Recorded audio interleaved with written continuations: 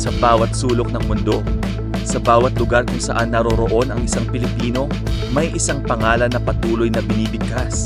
Isang pangalan na patuloy na ipinaglalaban. Isang pangalan na patuloy na pinagkakatiwalaan. Inday Sara Duterte.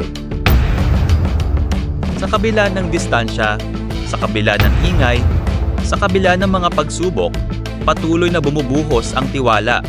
Patuloy na nananatili ang pagmamahal.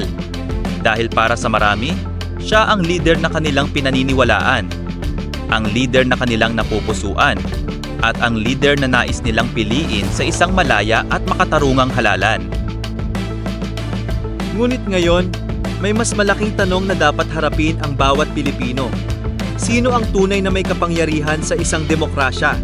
Ilang political elite lamang o ang milyon-milyong Pilipinong nagbabayad ng buwis, nagtitiis, nangangarap at may karapatang pumili ng kanilang lider? Ang saligang batas, hindi laruan.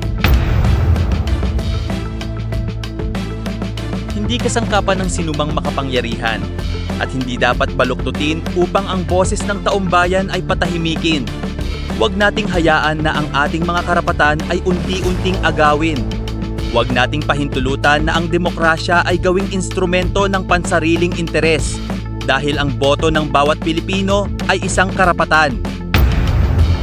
Ang halalan ay isang karapatan at ang kalayaang pumili ay hindi dapat ipagkait kanino man.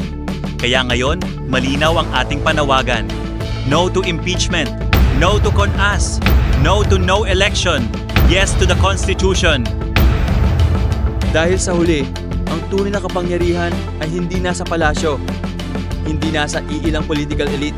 Ang tunay na kapangyarihan ay nasa kamay ng sambayan ng Pilipino. At ang boses ng sambayanan ay hindi dapat patahimikin.